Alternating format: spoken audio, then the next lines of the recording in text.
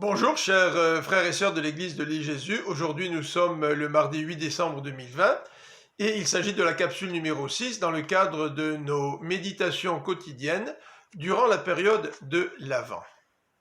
Nous avons souligné que Jésus, lorsqu'il interprète l'Ancien Testament, lui confère une portée christologique.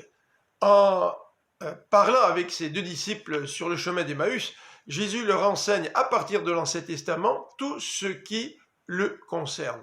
En fait, tout l'Ancien Testament prépare la venue de Jésus. Le premier texte que nous avons souligné est celui que nous retrouvons dans Genèse 3,15, alors qu'un descendant d'Adam et Ève, à un moment donné, écrasera la tête du serpent, c'est-à-dire qu'il obtiendra la victoire sur le diable. Nous avons aussi parlé du texte de Genèse au chapitre 49 qui nous parle d'une fonction, c'est-à-dire la fonction de roi.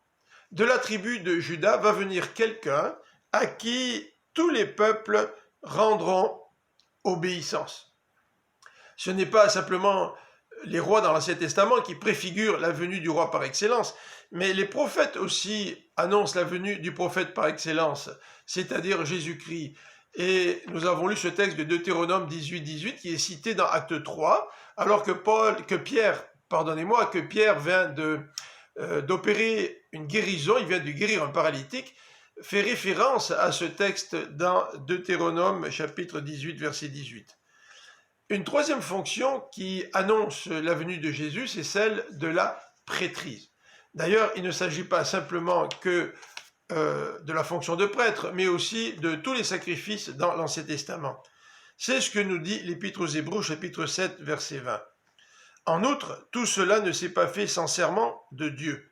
Les autres prêtres ont reçu la prêtrise sans un tel serment, mais Jésus est devenu prêtre en vertu d'un serment que Dieu a prononcé quand il lui a dit « Le Seigneur l'a juré, il ne reviendra pas sur son engagement, tu seras prêtre pour toujours. » Ainsi, Jésus est devenu le garant d'une alliance meilleure.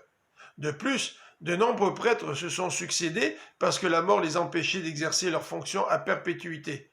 Mais Jésus, lui, parce qu'il demeure éternellement, possède le sacerdoce perpétuel.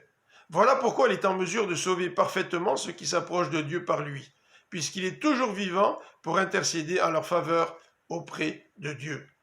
Jésus est donc bien le grand prêtre qu'il nous fallait. Il est saint, pleinement innocent, indemne de tout péché, séparé des pécheurs, et il a été élevé plus haut que les cieux. Les autres grands prêtres sont obligés d'offrir chaque jour des sacrifices, d'abord pour leurs propres péchés, ensuite pour ceux du peuple. Lui n'en a pas besoin, car il a tout accompli une fois pour toutes en souffrant lui-même.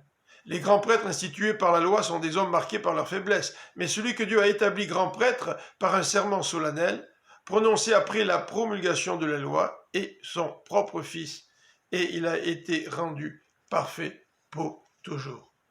Les prêtres dans l'Ancien Testament, les sacrifices dans l'Ancien Testament, préfiguraient la venue du prêtre par excellence et du sacrifice par excellence, celui de Jésus-Christ par qui nous obtenons le salut. Je vous souhaite une bonne fin de journée. À demain.